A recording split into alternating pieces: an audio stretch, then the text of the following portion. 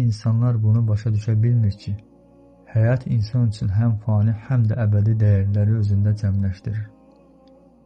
İnsan bir şeyin birbaşa istifadə olunmayan hissəsindən fayda görmədiyi kimi, həyatını da boşa sərf edərək həm Allahdan, həm də axirətdən uzaqlaşa bilər.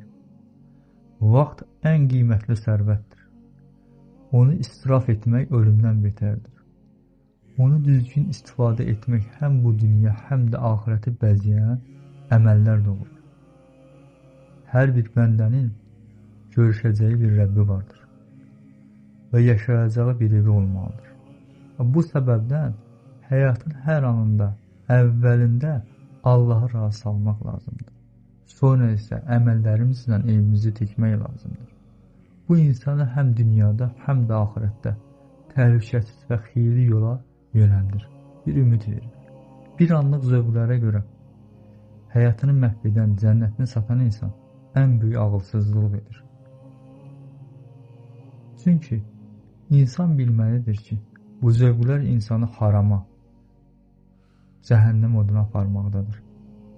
Səbəbi isə bu idi ki, bəndə ilə Allah arasında bir pərdə vardır. Eləcə də insanlar arasında, öz arasında bir pərdə vardır. Kim Allah ilə arasındakı pərdəni qaldırarsa, Allahın hüdudunu pozarsa, Allah da onu insanlar arasında olan pərdəsini qaldırar və onu insanlar arasında rüsva edər. Heç kim onu izzətləndirə bilməz.